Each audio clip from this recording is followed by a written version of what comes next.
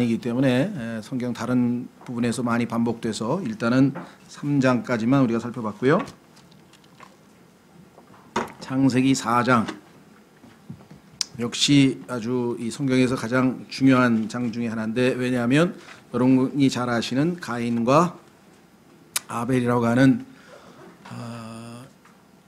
하나님께서 이 땅에 존재하는 두 가지 방식, 다시 말하면 하나님 앞에서 인간이 어떠한 방식으로 하나님 앞에 나아오는가, 하나는 이 거짓된 종교, 하나는 참된 믿음, 이 두 가지를 전형적으로 예표하는 두 인물로서 인류의 어떻게 보면 대표죠. 하나는 가인, 하나는 아벨, 이렇게 되어 있는데, 이와 같은 그 이원론이라 그러죠. 이렇게 둘로 하나님께서는 이미 존재 자체가 하나님, 그 다음에 사탄, 이렇게 돼 벌써 마찬가지로 빛, 창세기에도 어둠, 이렇게 되고요. 그래서 항상 하나님은 이원론적 둘로 나누시는 방식을 취하신다. 뭐 이후에도 창세기에서도 이제 그 누굽니까? 아브라함의 자녀들 중에서도 이스마엘과 그렇죠, 이삭. 그 다음에 또 이삭의 자녀 중에서도 에서와 야곱. 이스라엘의 처음에 국가의 그 왕 중에서도 사울, 다윗. 뭐 궁극적으로 맨 마지막에 가면은 아담, 그다음에 마지막 아담이신 예수 그리스도. 그래서 아담과 예수 그리스도 이렇게 해서 결국은 두 뿌리가 돼 있는 거죠. 이 두 뿌리 어떤 쪽에 속해 있느냐에 따라서 하나님 앞에 accepted, 받아들여지느냐, 아니면 하나님께서 거부하시느냐. 지금 보니까 하나님께서 거부하는 거짓 종교의 모습을 우리가 볼 수 있고, 또 하나님께서 받아주시는 참된 믿음에 대해서 아주 이 상징적인 이 사건 하나로 우리에게 보여주고 있습니다. 뿐만 아니라 죄가 창세기 3장에서 이제 기원 시작됐는데, 그것이 인류의 그 역사를 통해서 어떻게 점점 발전이 돼가지고 나중에 하나님께서 결국은 모두를 다 창세기 6장에서 심판하실 수밖에 없는 상황까지 가게 됐는가. 이러한 모든 과정에 대해서도 인류 문명의 그 전개 과정도 우리에게 아주 짧지만 극명하고 아주 상징적으로 우리에게 보여주고 있고요. 그래서 이 창세기 3장, 특히 4장, 또 넓게는 1장서부터 시작해서 11장까지는 성경에서 일종의 우리가 모판이라 그랬죠. 모내기를 하기 전에 모판, 거기서 이제 옮겨다 심으면 이제 모내기를 해야 이제 우리 밭이 논에다가 다 심을 수 있듯이 성경 전체의 계시가 확장되는 그 일종의 모판 역할을 한다, 이렇게 말씀을 했고요. 인류의 비극은 이미 창세기 3장에 타락해서 시작이 됐는데, 그것이 어떻게 급속도로 빨리 전개가 되는지, 그 중에서 타락한 인간이 하나님 앞에 이제 나아가서 이제 소위 말하면 그 이 예배를 드리는데, 하나님께서 받아주시는 예배와 그렇죠, 하나님께서 받아주시지 않는 예배, 두 가지를 지금 우리가 전형적으로 살펴볼 수가 있는 시간입니다. 자, 그래서 우리 모두 창세기 4장으로 가보겠습니다. 창세기 4장으로 가보겠습니다. 1절, 아담이 자기 아내 이브를 알매 그녀가 수태하여 가인을 낳고 이르되 내가 주로부터 남자를 얻었다 하니라.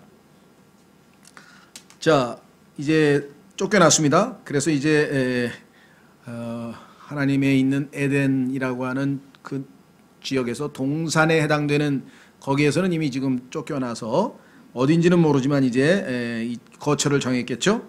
자, 거기에 보면 안다라고 하는 동사가 상당히 우리에게 주목을 끌죠. 왜?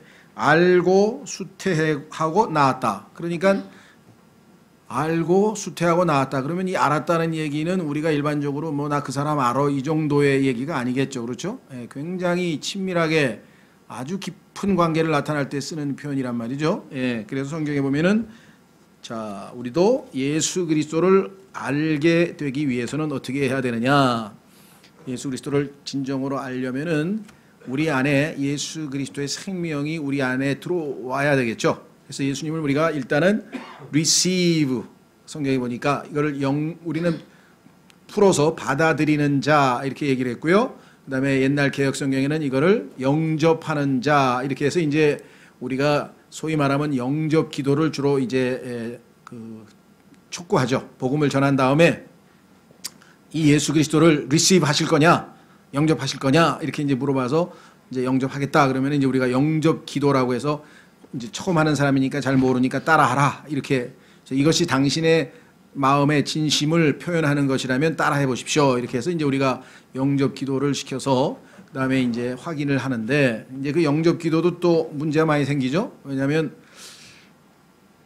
이 사람이 진심으로 모든 복음의 내용을 이해하고 아, 예수 그리스도가 나의 구원자이시오 주님이시구나, 이분을 내가 주님으로 받아들여야 되겠다 이런 마음으로 받아들인 건지, 지금 옆에서 막 뭐 열심히 막 복음을 전하고 막 그러는데 이 사람 미안해서 그거 어떻게 하면 돼요? 그랬더니 영접 기도 따라 했다고. 해서 하세요. 제가 따라 할게요. 이래가지고 따라한 사람도 있다 이 말이죠. 친구 따라 강남 간다고 뭐 어디 이래가지고 정말로 믿은 게 아니었어요. 그러면 나중에 보면은 이 엉터리 영접 기도도 많이 나와요. 그래서 한동안 영접 기도로 구원받은 건 가짜다 또 이런 게 또 소문이 돌아가지고, 왜냐하면 영접 기도를 자기가 자발적으로 이렇게 하기보다는 영접 기도를 하라고 푸시를 해서 억지로 한 경우가 더러 있다 보니까 아마 진심으로 하신 분도 있겠죠. 그렇죠? 예. 저도 진심으로 한 것 같아요. 왜냐하면 그때는 뭐 개별적인 영접 기도는 아니고 이런 집회에서 오늘 복음을 듣고 예수 그리스도의 십자가의 사랑을 받아들이고 진심으로 예수님을 구원자로 영접하실 분, 받아들이실 분 손 들라고. 그래서 이제 자발적으로 손을 들고 그러면 손분들 일어나라. 그래서 이제 이 설교자가 이 기도를 할 테니까 그러면 진심으로 따라하라. 이렇게 해서 이제 영접 기도를 한 경우, 충분히 그걸 자기의 진심으로 해서 마음으로 믿은 사람들도 있겠죠. 근데 그 마음 속에 있는 걸 우리가 어떻게 알겠냐 이 말이죠. 그래서 너무 이 영접 기도를 푸시할 수는 없다. 그렇죠? 방법을 알려줄 수는 있죠. 내가 정말 믿고 싶은데 어떻게 하면 좋아요? 그랬더니 예수님을 영접하면 된다. 어떻게 받아들이죠? 그러니까 주님하고 이렇게 기도를 하면 된다. 그렇게 해서 그 방법의 하나로서 유용한 거는 괜찮은데 영접 안 하시면 안 돼요. 막 이래가지고 막 푸시를 해가지고 아직 마음에 충분히 이해도 안 되고 진심으로 믿을 마음 상태도 아닌데 영접하면 그냥 하늘나라 간다니까 그건 뭐 못할 거 없네 뭐. 왜 영접하면 하늘나라 간다는데 영접해야지 그럼. 이런 식으로 영접을 하게 되면 이게 마음으로 믿은 건지 아닌 건지 이게 퀘스천 마크가 붙는다는 거죠. 그래서 복음을 최대한 열심히 잘 전하시되 그 사람이 정말 진심으로 믿고 싶은 마음이 있는지 확인하고, 그럴 경우에는 여러 가지 방법이 있는데 주님께 이렇게 기도하시는 게 마음에 본인의 진실된 마음이면 이렇게 기도하십시오 라고 해서 우리가 영접 기도를 알려주는 거는 뭐 나쁠 것도 없고 또 실제로 좋은 방법 중에 하나라는 것. 어쨌거나 하여간 여기에 보시면 이 아는 방법은, 예수님을 알아가는 첫 번째 방법은 영접을 하는 건데요. 그러고 나면 이제 정말 예수님에 대해서 진정으로 제대로 이제 알아가기 시작합니다. 확인해 보겠습니다. 예. 요한복음 17장 3절.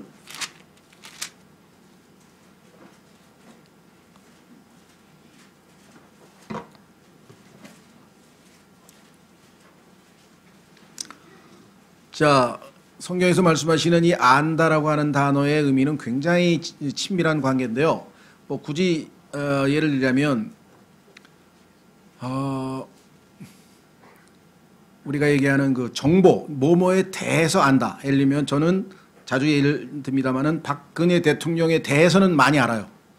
나이가 몇 살이고 뭐 하고 학교는 어디 나왔고 옛날에 저 대통령 딸이었고 뭐 했고 뭐 취미가 뭐고 뭐 이제 언론에도 소개되고 다 알잖아요.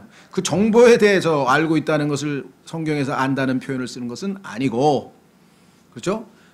적어도 몇 번 만나서 뭐 식사도 하고 뭐 대화도 나누고 친하게 그런 정도가 될 때, 그죠? 이거 교제적 지식, 사귐을 통한 체험적 뭐 이런 것들이 전제될 때 우리가 안다 그러고요. 그저 뭐 어쩌다 한두 번 만나서 뭐 평생에 얼굴 두 번 봤다 그러면 그냥 제대로 아는 것도 아니죠. 그렇죠? 정말 아는 사이라고 한다면 더 알아가는 거죠. 더 알아가는 거. 그러니까 정말 이 처음에 이 뭐랄까요, 이 남녀가 만나서 또 만나고 또 만나고 또 만나가면서 계속해서 더 알아가고 뭐 알아가다 보면 뭐 실망도 하겠지만 예수님의 경우는 실망은 없는 것 같아요. 알아가면 알아갈수록 더 나중에 더 매료돼서 그냥 술람미 여인처럼 오 나의 사랑하는 이는 altogether lovely. 모든 것이 사랑스럽구나. 그렇죠? 그러니까 진정으로 실망 안 시키는 분은 예수 그리스도 한 분밖에 없어요.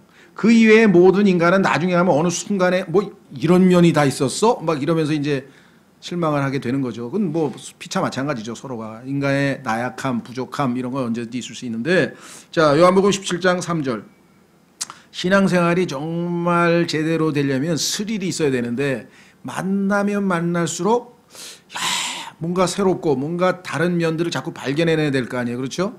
자 그래서 우리는 지금 그 일환으로 예수 그리스도의 이름과 칭호를 지금 한 4, 50개 지금 막 찾아가는데 이런 측면도 있으셨구나. 또 이런 측면도 있으셨구나. 그것 중에 이제 가장 대표적인 게 그 칭호 속에 담겨 있는 걸 확인하는데요. 3절 영생은 이것이니 곧 그들이 유일하신 참 하나님인 아버지와 아버지께서 보내신 자 예수 그리스도를 아는 것이니이다. 예수님을 만나서 드디어 알게 됐고 그분이 나의 구원자와 주님뿐만 아니라 나의 창조주이시고 그렇죠? 나의 신랑이시고 나의 주인이시고 나의 반석이시고 나의 방벽이시고 나의 빛이 되시고 나의 능력이 되시고 나중에 가니까 나의 모든 것이구나. 나의 모든 것. 그래서 예수님의 이름이 한마디로 I am. 나는 이다. 그 다음에 괄호로 딱 백지수표를 주신 거예요. 예수님은 나는 너가 원하는 모든 것이 될 수 있다. 나는 너의 능력, 나는 너의 지혜, 나는 너의 뭐가 되든지 간에. 그렇죠? 그래서 결국 나의 모든 것 되시는 분이 바로 예수 그리스도시다. 이렇게 되는 거죠. 그것이 우리가 성장하면 성장할수록 더 많이 예수 그리스도를 알게 되는 거죠. 자, 그래서 우리는 이 안다라고 하는 단어가 성경에서는 처음에도 굉장한 친밀한 관계라는 것을 여기서 보여줬습니다. 왜? 아니까 수태가 되고 자식을 낳았잖아요. 그렇죠? 우리도 마찬가지. 예수 그리스도와 알게 되면 수태하면 알게 되면 혼인하게 되면 어떻게 되는가? 열매를 맺는다 그랬네요. 열매, 태 열매처럼 확인해 보겠습니다. 로마서 7장. 그러니까 내가 예수님을 믿은 지 20년이 됐는데 내 안에 성령의 열매가 별로 없다. 그럼 이게 잘 모르는 거예요. 예수님을 자주 만나서 깊이 알아가면 열매가 많이 생긴다. 열매. 자, 로마서 7장.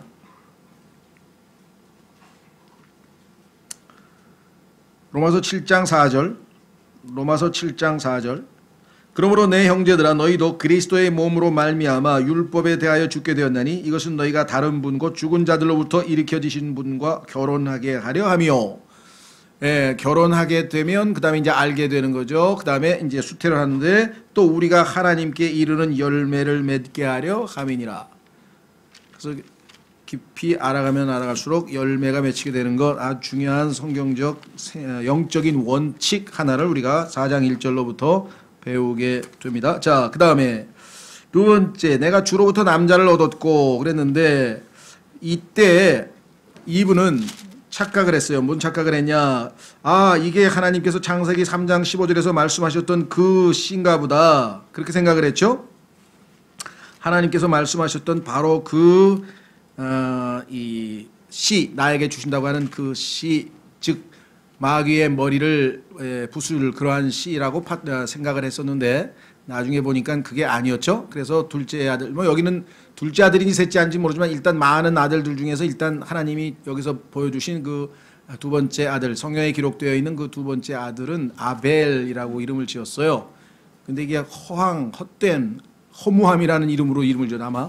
그래서 어떤 분들은 창세기 그 아들이 아니네 하고 왜? 잘하는 거 보니까 형편없는 모습이 너무나 많이 나온다 이거죠. 그래서 그렇게 하나님께서 두 번째 이름은 이브가 실망해서 지었다 이렇게 또 해석하시는 분이 있는데 그렇게까지 우리가 추측을 할 필요는 없는 것 같고요.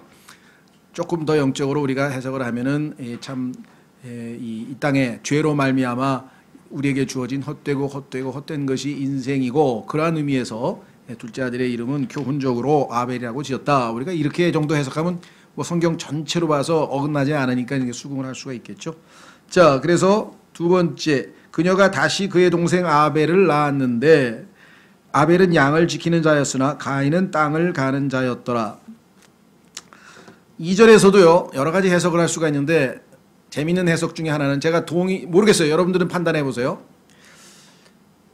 분명히 가인을 낳을 때에는 알고 수태하고 낳았다 이렇게 했는데 2절에 가서는 알고 수태하고 아벨을 낳았다 그랬는데 두 개가 생략이 되어 있다는 거죠. 그러니까 하나님께서 앞절에 이미 말씀하셨으니까 저희는 두 번째에는 그냥 자식을 낳았다 이렇게 쓴 거로 생각하는데 어떤 분은 가만히 있어봐. 그러면 이게 혹시 쌍둥이 아닌가? 왜? 2절에서는 얘기가 없다는 거죠. 그래서 그렇게 추정하시는 분도 있더라고요. 근데 제가 거기까지는 그냥 이분은 좀 상상력이 풍부해서 그러신가 보다 정도로 생각을 하고요.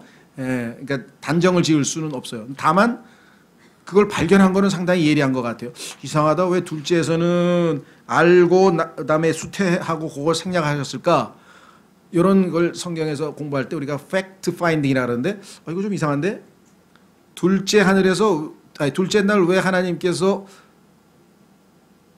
보시기에 좋았더라가 없을까? 이런 거는 이제 굉장히 영적으로 중요한 의미를 찾아냈는데 이런 것도 한번 생각을 해보고 기도해보는 것도 뭐 성경 공부하는 좋은 방법이에요.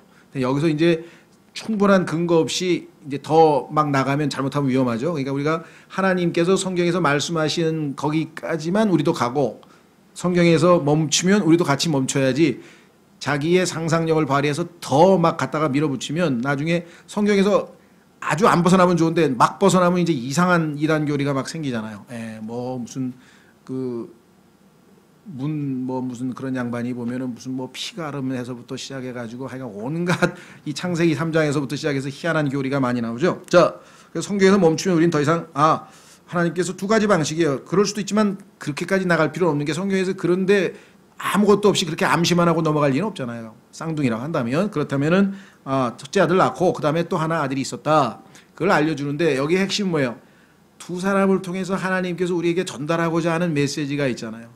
이 두 사람이 두 가지 방법, 모든 인간이 하나님 앞에 나오는 두 가지 방법을 보여주기 위해서 하나님이 두 사람을 택한 거죠. 뽑았죠. 자, 하나는 양은 하나님이 주신 생명이고요. 그 다음에 양은 뭡니까? 동물이잖아요. 그러면 땅을 가는 자, 그러면 조금 전에 창세기 3장에서 하나님께서 땅을 어떻게 했습니까?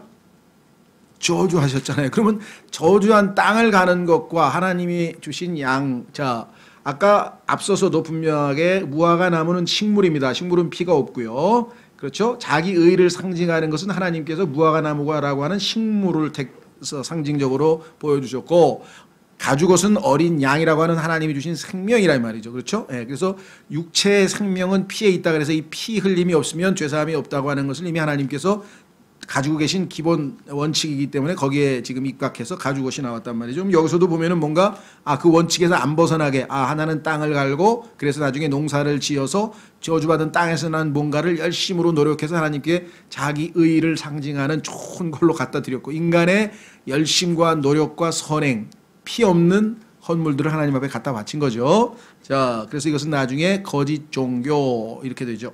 자, 반면에 양을 지키는 자였다.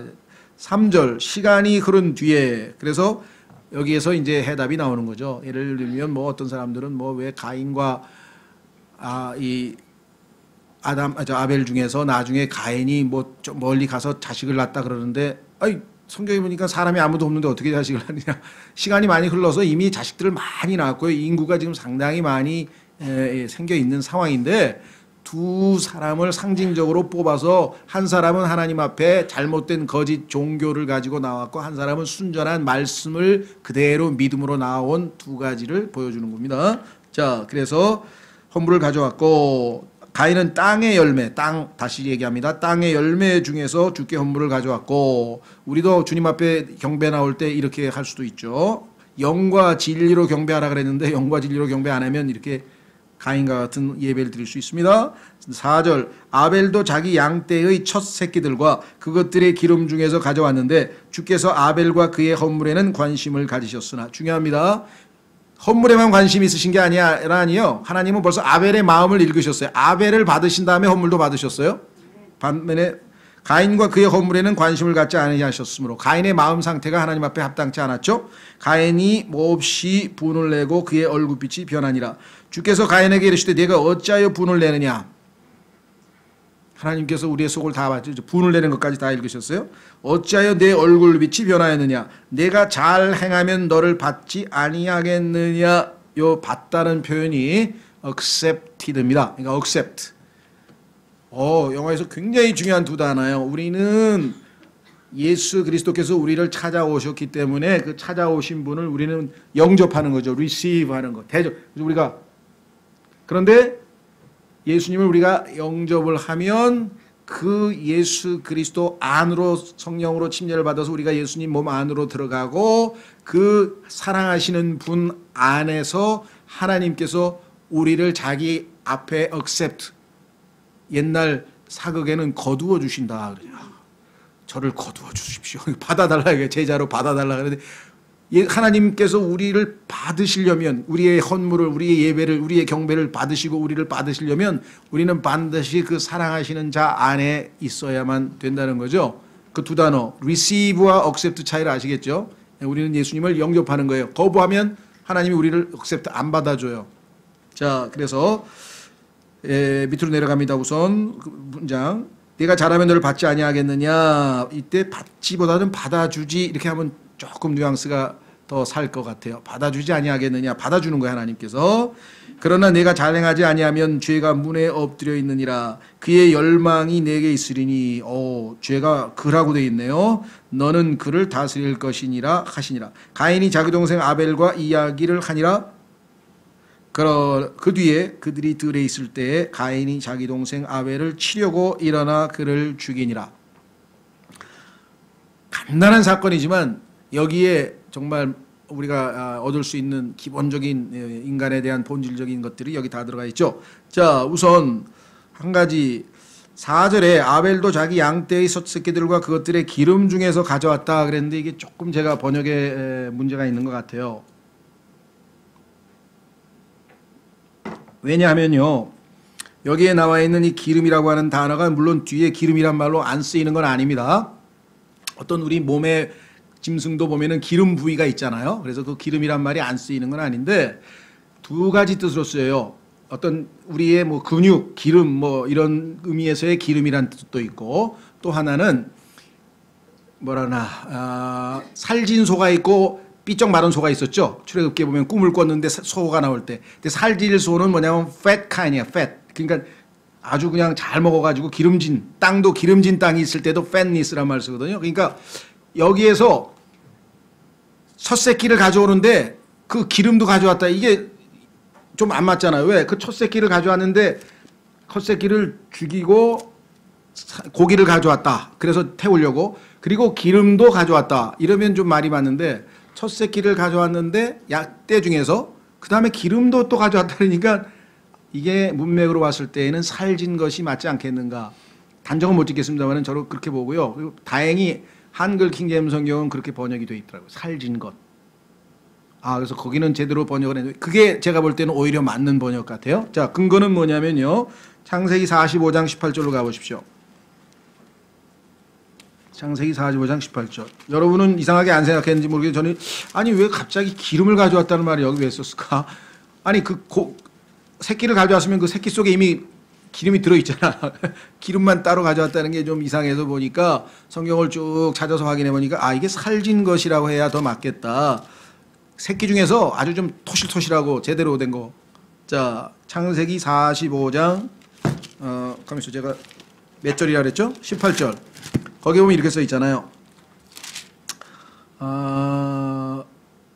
너희 아버지와 너희 집안을 데리고 내게로 오라. 내가 너희에게 이집트 땅에 좋은 것을 주리니 너희가 이 땅에 기름진 것을 먹으리라. 그러니까 여기서 이 땅에 기름진 것이라고 하는 것은 뭐냐면 아주 잘 익은 곡식 중에서 제일 품질 좋은 거란 얘기잖아요. 그러니까 또 49장 20절도 마찬가지. 땅도 기름진 거로 하래. 땅도 기름지다는 표현을 써요. 창세기 49장 20절. 땅이 아니라 빵. 죄송합니다. 아셀에게서 나는 그의 빵은 기름지리니. 그러면 이게 빵에 무슨 바다를 칠했다는 얘기는 아니잖아요. 그래서 빵이 fat이라고 하는 얘기는 아주 그냥 멈직하게 좋은 빵이란 말이죠. 품질이 최고로 좋은 빵. 무슨 말이 이해가 되셨어요? 그렇다면 아까도 그 양들을 가져왔는데 새끼 양을 가져올 때 아주 제일 그 토실토실하고 아주 제대로 좋은 걸 골라서 하나님께 바치기 위해서 가져왔다. 성경에도 보면 나오잖아요. 흠 있는 거 안 되고 점 있는 거 안 되고 제일 부실한 하나님께 나중에 베스트로 바쳐야 되잖아요. 무슨 말이겠어요? 그러니까 제일 좋은 품질, 살진 것이라고 해야 창세기 3장의 번역이 좀 더 정확한 게 아닌가.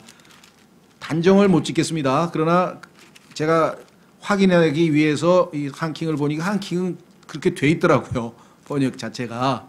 그래서 이게 그리고 이제 성경 전체를 찾아보니까 뒤에 우리 살진소 그다음에 마른 소 할 때도 이 단어가 똑같이 들어가요. 살진, 튼튼한 아주 그런 무슨 말이 되셨습니까? 예, 그래서 요거는 이제 어휘 자체는 기름이란 말이 없는 건 아닌데 여기서는 제가 문맥에서 좀 어색한 것 같아요. 그래서 그냥 참고로 체킹을 해 놓으시고요. 자, 그래서 이제 성경으로 가서 우리가 이제 찾아봐야 될 게 있어요. 그것은 뭐냐? 하나님께서 성경에다 해석을 해 놓으셨어요. 이 아벨이 바친 것을 하나님은 뭐라고 얘기하는가? 아벨과 가인에 바친 헌물의 차이에 대해서 한번 확인해 보겠습니다. 히브리서 11장 4절. 여기서 이제 하나님의 평가가 나옵니다. 히브리서 11장 4절.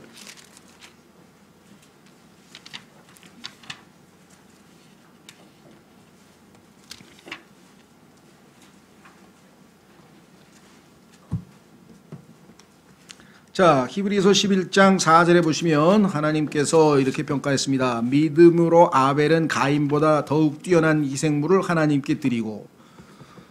자, 그러니까 문맥으로 봐서 그러면은 가인은 믿음으로 나오지 않았다는 게 되겠죠. 왜? 더 뛰어난 희생물의 내용이 믿음으로란 말이 들어가 있잖아요. 그리고 그것으로 말미암아 자기가 의롭다는 증거를 얻었으니 하나님께서 그의 예물들에 대하여 증언하시느니라. 그가 죽었으나 믿음으로 여전히 말하고 있느니라. 그러니까 지금 4절에서 아벨에 대한 하나님의 평가가 나와 있는데 믿음으로란 표현이 나와 있어요. 그러면 믿음이라고 하는 것은 성경에서 항상 하나님의 말씀에 근거하고 있죠. 확인해 보겠습니다. 로마서 10장. 그러니까 아담과 이브는 부모로서의 제 역할을 한 거예요. 왜? 아담과 이브에게 얘기를 들었으니까, 하나님의 말씀을 들었으니까 믿었겠지. 말씀도 없는데 어떻게 믿냐고요. 그렇죠? 네. 자, 그래서 그 증거로 로마서 10장 17절로 가보겠습니다. 로마서 10장 17절 찾으셨습니까? 예, 로마서 10장 17절에 보니까 이렇게 써 있습니다. 그런즉 이와 같이 믿음은 들음에 의해 오며 들음은 하나님의 말씀에 의해 오느니라. 그렇다면 아벨이 믿음을 행사했다는 얘기는 지금 하나님의 말씀을 들었다는 얘기인데, 아마도 창세기 3장 15절에 즉 그의 이 머리를 그녀의 씨가 그의 용의 뱀의 씨를 머리를 부수게 될 것이라고 하는 그 복음적 내용을 이야기를 일단 들었을 것이고, 하나님께서 전하신 말씀. 두 번째는 하나님께서 가죽옷을 어떻게 만드셔서, 즉 어린 양을 어떻게 죽이고 자신들이 그 피로 인해서 구속을 얻고 가죽옷을 입혀주셨다. 우리는 무화과 나무로 가리우려고 했었다. 이런 것 본인의 간증을 통해서 하나님 앞에 나아가려면 무화과 나무 잎으로 가리는 그런 방식으로는 안 되고, 어린 양을 죽여서 죄를 그에게 전가하고 그의 그 가죽옷을 하나님이 주시는 의로 우리가 입어야 된다라고 하는 내용을 어떤 방법으로든지 아담과 이브를 통해서 전달을 받았겠죠. 듣지 않고서야 믿음이 생길 수는 없는 거니까. 그렇죠? 예, 그렇다면 아벨은 전달된 하나님의 말씀을 믿은 것이고, 지금 가인은 믿지 않은 것이 되겠죠. 자, 다시 돌아갑니다. 히브리서 11장. 히브리서 11장으로 다시 돌아가시면 하나님의 평가는 또 뒤이어서 몇 가지 더 있죠. 자, 가인보다 더욱 뛰어난이라고 했네요. 더욱 뛰어난, more excellent, 더욱 뛰어난. 아까도 말씀드렸습니다. 피가 있는 동물이고요. 그것은 생명을 나타내는 것이고요. 그것은 희생이 되는 것이고요. 하나님께서 받으시는 건데, 그렇죠? 의롭다는 증거를 얻었느니라. 이 증거에 대해서는 성경적으로 봤을 때 여러 가지가 있을 수 있지만, 일단은 하나님께서 그 헌물을, 하나님께 바친 그 희생물을 accept, 받으셨다, 하나님께서 수락하셨다라고 하는 증거가 성경에 여러 번에 걸쳐서 나와요. 자, 그것은 하늘에서 불이 내려온 겁니다. 하늘에서 불이 내려온 것인데요. 한번 확인해 보겠습니다. 레위 여러 개 군데가 있지만 레위기 9장 24절. 레위기 9장 24절에 보면은 하나님께서 대제사장이 헌신 예배를 드렸는데 하나님이 그걸 받으셨다라는 증거를 보여주셨어요. 레위기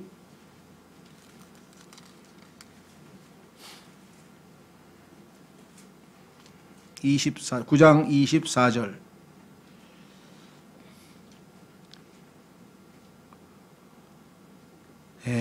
불이 주 앞에서 나와 제단 위에 번제 헌물과 기름을 태워버리매 온 백성이 그것을 보고 소리를 지르며 얼굴을 대고 엎드렸더라. 자, 여기도 이게 더 팻이 나와요. 여기 기름을 태워버리매. 그래서 사실 아까 제가 단정을 못 짓는다는 얘기가 성경에 보면은 그 기름과 관련된 얘기가 나오거든요. 그래서 아까도 제가 말씀드렸는데 문맥 전체로 봤을 때는 일단 제가 후자를 택했습니다만은 단정을 안 지은 이유가 이럴 수도 있고 저럴 수도 있는 것 같다는 거죠. 자, 여기 보시면 불이 주 앞에서 나와 제단 위에 번제물과 기름을 태워버리며 이게 초자연적인 일이 벌어졌죠. 아, 그럼 이건 하나님이 간섭하신구나. 또 삼손도 소위 말하면 바위에 재물을 놨는데 그걸 다 하나님이 불태워버린 사건이 있었고요. 그 다음에 솔로몬이 하나님께 봉헌했을 때도 하늘에서 불이 내려와서 그 재물을 다 불태워서 경우가 있고요. 성경에서 답은 안 나와 있죠. 아벨의 경우에는 하늘에서 불이 내려왔다는 말은 없어요. 그러나 성경 전체로 봤을 때 하나님께서 어떤 재물을 받으셨다는 증거 중에 하나는 하늘에서 불이 내려오는 방식이니까, 주로부터 불이 내려오는 방식이니까 그럴 가능성이 있다, 이렇게 우리가 보고요.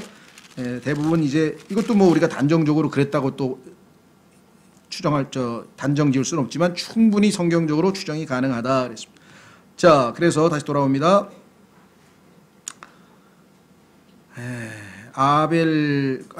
죄송합니다. 아까 출애굽기가 아니라 히브리서에서 두 번째 하나님이 해석하신 것은 증언하였다라고 여기 보완 설명이 되어 있습니다. 자기가 의롭다는 증거를 얻었으니 하나님께서 그의 예물들에 대하여 증언하시느니라. 그가 죽었으나 믿음으로 여전히 말하고 있느니라.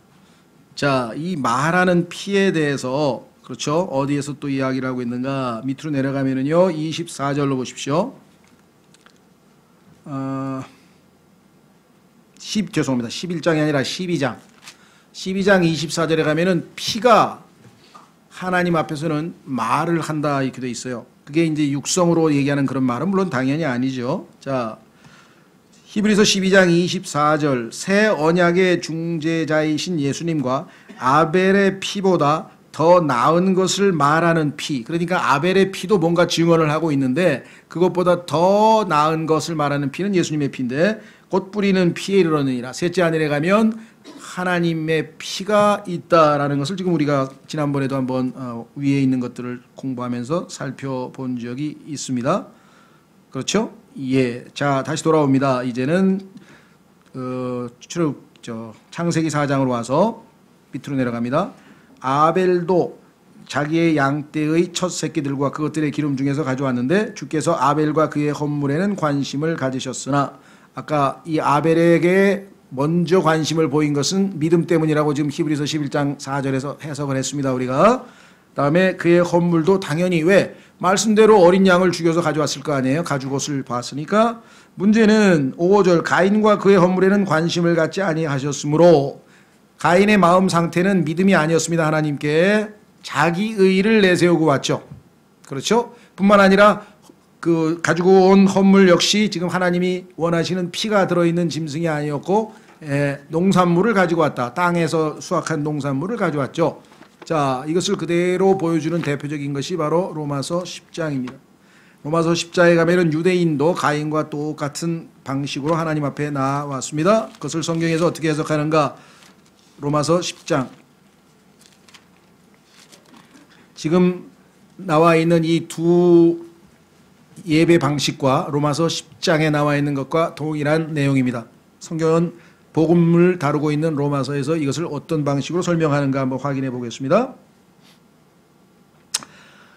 이스라엘은 지금 나중에 이제 저주받은 무화과 나무가 또 이스라엘을 예표하기도 했는데요. 자, 10장 1절 형제들아 이스라엘을 위한 내 마음의 소원과 하나님을 향한 기도는 곧 그들이 구원을 받는 것이니라.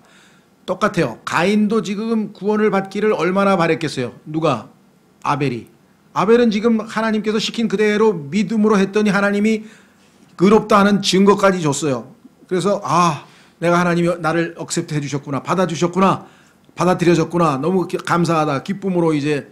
그런데 형이란 자는 보니까 지금 얼굴에 쓴뿌리가 나, 화가 잔뜩 나가지고 막 얼굴이 지금 그렇게 돼 있다. 그래서 하나님께서는 지금 네가 잘하면 받아주겠다 그랬어요. 잘하는 방법은 뭐야? 네 동생처럼 하면 되는 거야.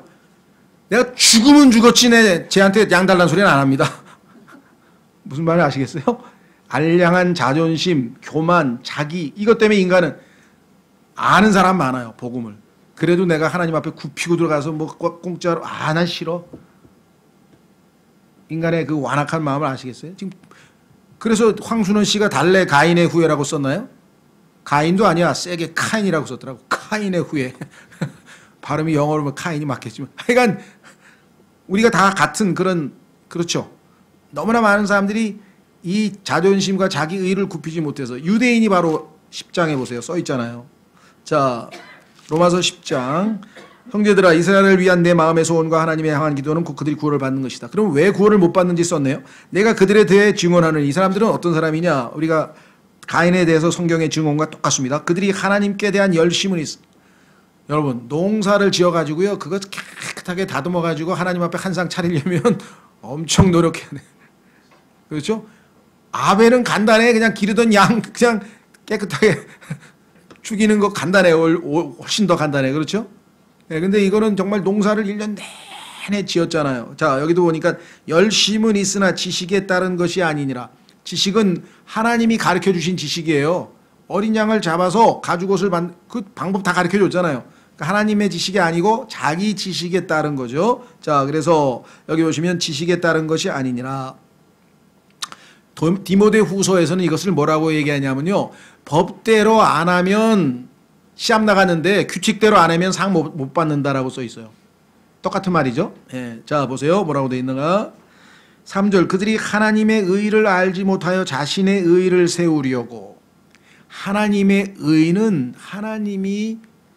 하나님으로부터 시작돼요. 그러면 하나님이 하라는 대로 해야 받아들여지는 건데 하나님이 하라는 대로 안 하고 자기 방식대로 한 게 문제죠. 그래서 여기서 뭐라고 했냐면은 자신의 의라 그랬어요. 자기 의. 자신의 의를 세우려고 다니면서 하나님의 의에 복종하지 아니하였느니라.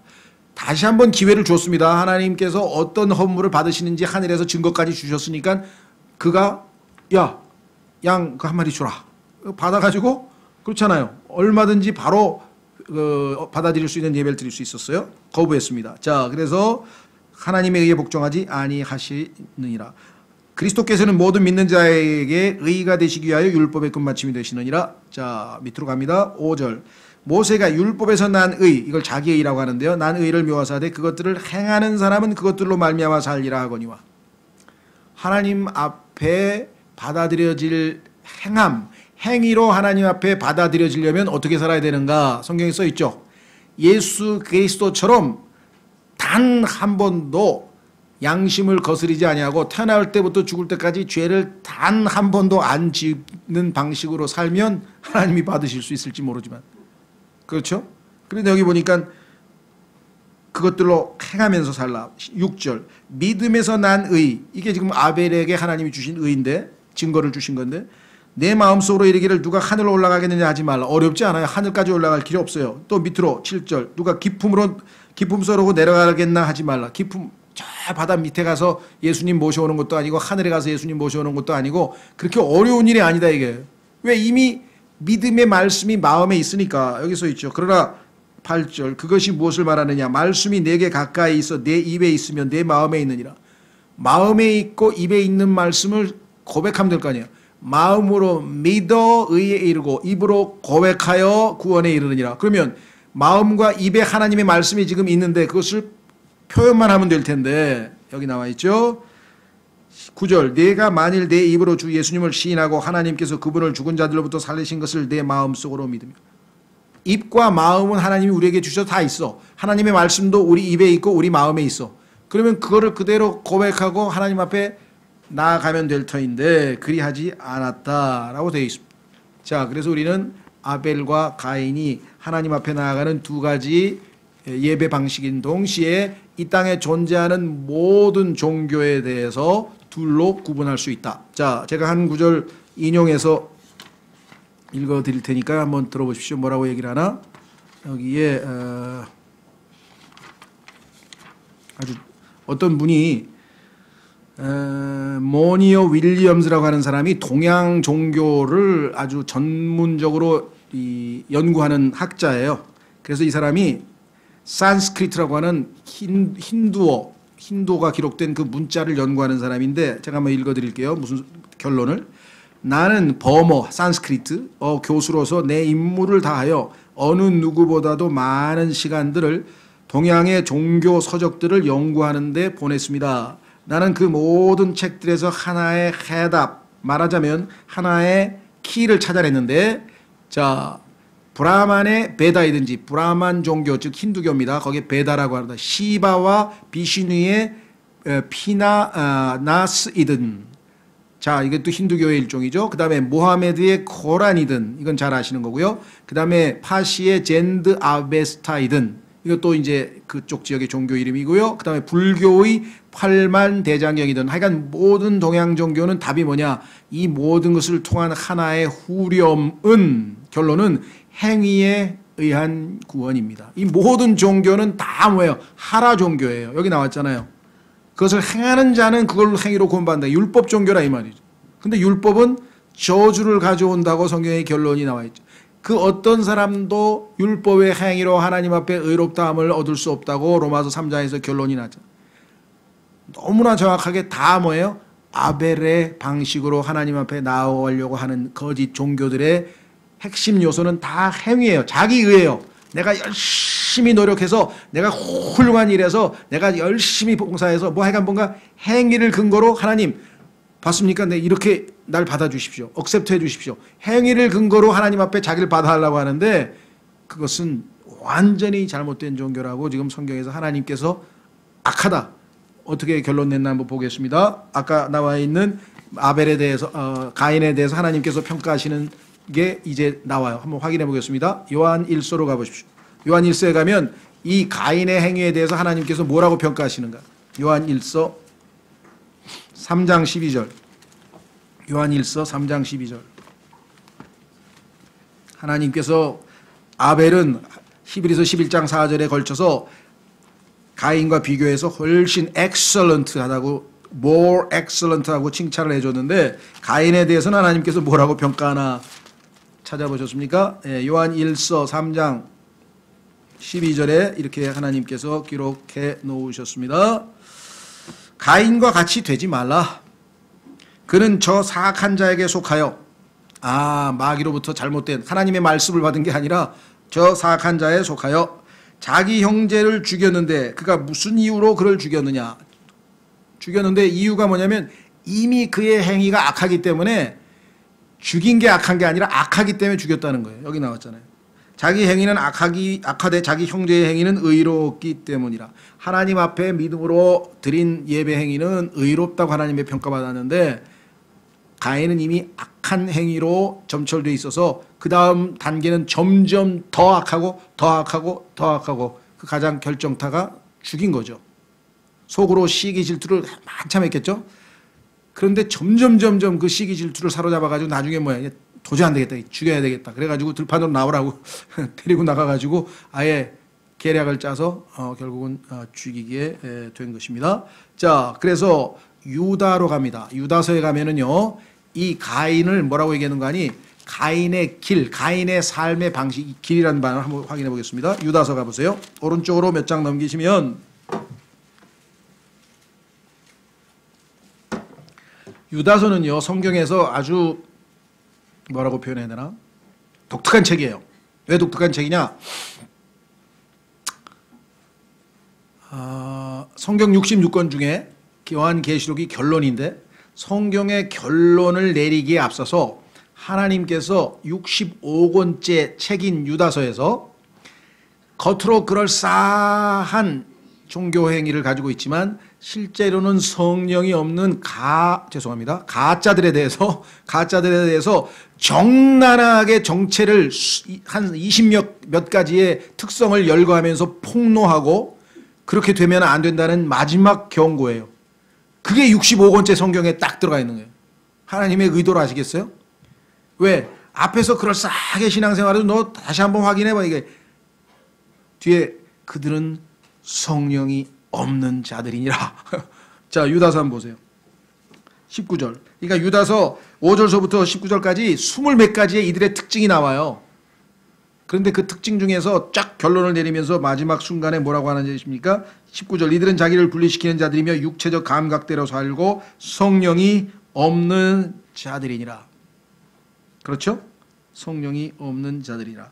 20절. 그러나 너희는 성령이 있는 자들이니까 그렇게 살면 안 되지. 그래서 그러나 사랑하는 자들아 너희는 지극히 거룩한 믿음 위에 너희 자신을 세우며 성령님 안에서 기도하고 하나님의 사랑 안에서 너희 자신을 지키며 영원한 생명이 이르도록 우리 주 예수 그리스도의 긍휼을 기다리라 하면서 둘 차이를 아벨에 속한 사람과 가인에 속한 사람을 쫙 분류하면서 마지막으로 아주 강력한 경고를 하고 있는 것이 바로 이 유다서예요. 그래서 유다서 사실 우리가 짧고 이게 시간을 내서 별로 공부를 많이 못했지만 여러분들이 한번 기회 있으면은 여러 번 읽으면서 이런 사람들이구나. 자, 대표적인 경우 우선 11절. 우리는 오늘 가인에 대해서만 살펴보니까 11절. 그들에게 화가 있을지어다. 그들이 가인의 길로 갔으며 그 중에 이제 발람과 고라. 그래서 가인, 발람, 고라 이 구약에 나오는 이 모든 것들은 다 우리에게 뭘 하게 하려고 그랬습니까? 하나님께서 교훈. 우리를 배우게 하려고 그러고 우리를 훈계하려고 기록되어 있다 그랬죠. 물론 그 안에는 위로와 인내가 있고 소망도 있다 그랬어요. 우리에게 위로, 인내, 소망을 주시기 위해서 구약을 기록했지만 또 한편으로는 우리에게 가르쳐주기 위해서 이 사람들이 잘못된 사람, 더더군다나 훈계, 잘못되면 이런 사람들처럼 되면 안 된다. 그 중에 대표적인 게 가인의 길. 자, 여기서 the way, 가인의 길이라고 할 때 길은 뭐냐? 걸어다니는 길만 얘기하는 게 아니죠. 그렇죠? 예, 우리가 보통 이 the way라고 하는 말은 일단은 길이에요. 근데 예수님께서 내가 곧 길이요 할 때 그 길이라고 하는 것이 걸어다니는 길만 얘기하는 게 아니잖아요. 그렇죠? 예, 그래서 우리는 방식, 삶의 방식, 방법, 그렇죠? 이런 표현들도 많이 써요. 그래서 우리가 사고방식이 할 때 사고방식, the way of thinking. 그렇죠?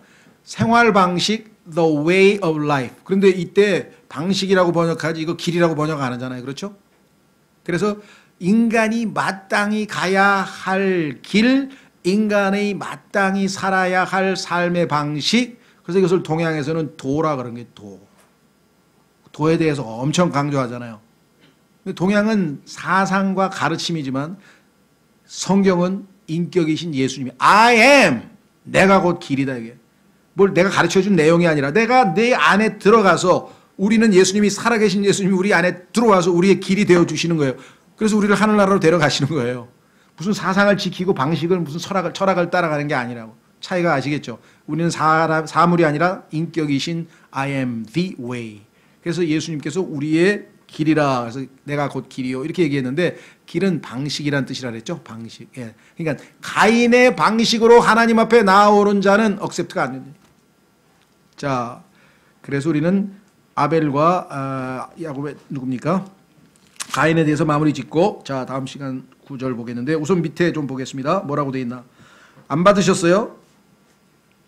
5절 가인과 그의 허물에는 관심을 갖지 아니하셨으므로 가인이 몹시 분을 내고 자 그러니까 가인에 대해서 하나님의 평가는 우리가 지금 살펴봤습니다. 유다서에서 살펴봤고 요한일서에서 살펴봤고 자 그 다음에 이제 본색을 드러내죠. 그렇죠? 하나님 앞에 뭘 바치러 온 것처럼 했다가 하나님께서 너 잘못됐어 고쳐 그랬더니 잘못됐습니까? 고쳐 그러면 겸손하게 나간 게 아니라 왜 안 받아주냐 이거야. 그러면서 화를 냈어. 예? 가인이 몹시 분을 내고 그의 얼굴빛이 변하니라. 주께서 가인에게 이르시되 너무 친절하신 것 같아요. 거기서 또 가르쳐 주셨어. 네가 어찌하여 분을 내느냐. 아담에게도 물어봤죠. 질문하시고 그런데 여기에서 또 정직하게 답변했습니까? 내가 어찌하여 분을 내느냐, 어찌하여 내 얼굴빛이 변하였느냐. 지금 너 계속 잘못하고 있는데 하나님께서 다시 한번 기회를 주지. 7절 내가 잘 행하면, 잘하는 것, 여기 옆에 네 동생 하는 거 내가 받아줬잖아. 잘하는 거 뭔지 다 보여줬잖아. 지금 어려워? 하나도 어렵지 않아. 왜? 양 그냥 죽여서 내가 시키는 대로 믿음으로 오면 돼. 힘 하나도 안 들어. 그렇죠? 힘 하나도 안 들고 하나님이 주신 방식이야. 한 가지만 하면 돼요. 네 생각 버리고 내가 시킨 대로 하면 돼.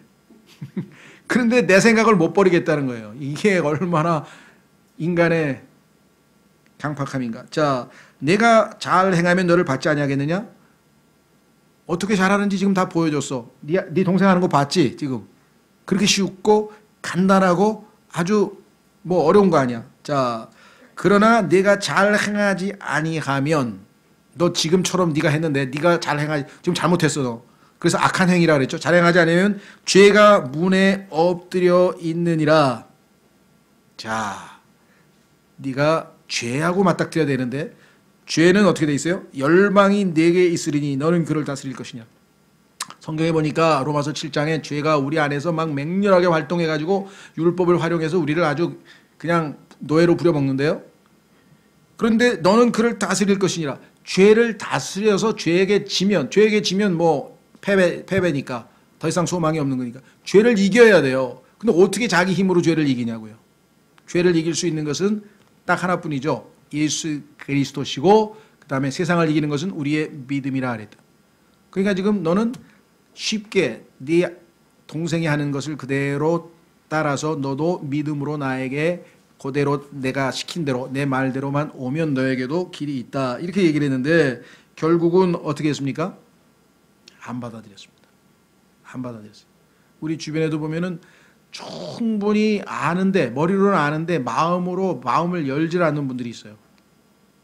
참 미스터리죠. 그 인간의 이 자기의 고집, 그거 하나 때문에 인류의 정말 지금까지의 6,000년의 문명은, 그죠? 하나님과는 상관없이, 그죠? 하나님의 뭐랄까 길과는 상관없는 가인의 길. 자, 그래서 8절 결론적으로 이제 결과가 나옵니다. 가인이 자기 동생 아벨과 이야기를 하니라. 자, 이 이야기에 대해서 여러분들이 관심이 있는지 모르겠어요. 여기 한번 책을 읽어보니까 아주 상상력이 풍부하게 써놓은 게 있는데 한번 들어보세요. 저도 아주 대화 내용이 기록되어 있지는 않은데 이 주석하시는 분이 이렇게 아주 재미있게 했네요. 잘 들어보십시오. 여러분들 재미있을 것 같아서 제가 의미도 있고. 가인은 들에 있었고 아벨이 아침 일찍 양떼를 몰고 등장한다. 저만치서 아벨이 오 주 예수 사랑 기쁨 내 마음속에 하면서 지금 찬송하면서 걸어오는 소리가 들려오고 있다. 아유, 시나리오를 썼네. 야, 뭐가 그리 신나서 노래까지 부르냐? 돈 좀 벌었냐? 아니, 그것보다 훨씬 좋은 일이 있지. 나 구원받았어. 아, 종교 갖게 됐다고? 그게 무슨 말이야? 아, 그거 그러니까 뭐 종일 찬송이나 부르고 뭐 된 것처럼 행세하는 거, 그런 거 광신자 아니야 너? 나는 광신자가 아니라고. 하나님께서 나를 구원해 주셔서 기쁜 거야. 그게 전부라니까. 멍청한 소리. 아무도 죽을 때까지는 구원받는지 모른다고. 아니야, 난 안다니까. 하나님을 송축할지라. 내가 전도지 한 장 줄게. 난 그런 거 안 읽어. 나는 태어나면서부터 가톨릭이고 지금까지도 죽을 때도 계속 가톨릭으로 있을 거야. 그렇지만 형, 이 전도지에는 어떻게 구원받는지에 대해 써 있다니까. 하나님께서는 가톨릭이든 유대인이든 프로테스탄트든 당장에 구원하실 수 있다고. 까불지 마 너. 나 놀리는 거지 너. 그게 아니야. 형도 구원받을 수 있다니까. 그랬더니 얼굴이 뻘개지면서 이봐 멍청아 잘 들어보라고. 우리 교회 아니면 너는 구원에 관해 아무것도 배울 수 없어. 쓸데없는 짓 하지 말고 너의 종교나 갖고 꺼져. 나는 내 종교를 고수할 테니까. 그러면서 갑자기 괭이를 집어든다. 조용하면서도 분명한 어조로 맞아. 나는 하나님께서 내 종교는 인정하셨지만 형의 종교는 거부한 것을 그때 봤어. 하늘에서 불이 내려와서 나는 의롭다고 증거를 받았고 형은 못 받았잖아. 이 자식이 까불어. 그때 가인은 괭이로 동생을 내리쳤다. 이 정도로 하면 얼마나 그저 그 연극도 어린애들 크리스마스 때 발표회 같은 거 할 때 이거 그냥 시나리오 그대로 써도 될 것 같아. 예. 근데 뭐 그대로는 아니더라도 얼마나 우리가 충분히 납득할 그 상황이 보이잖아요. 그렇죠? 여러분들도 안 믿는 친구하고 논쟁 벌일 때 보면은 비슷한 얘기가 나오잖아요. 네 교회는 너 다니고 내 교회 내 다니면 되지 왜 말이 많어? 뭐 이런 사람도 있고요. 자, 그래서 우리는 결국은 거짓 종교의 실체에 대해서 우리가 한번 살펴봤는데 순전히 하나님의 길과는 다른 하나님의 방식이 아닌 자기 방식이었다. 그렇게 되어 있죠. 자, 그래서 이제 하나님께서 이 죄를 지은 가인에게 찾아 나오셔서 그 다음에 이 죄가 어떻게 인류 역사를 점점 지배하는지 다음 시간에 계속하겠습니다. 예, 9절서부터 다 같이 일어나셔서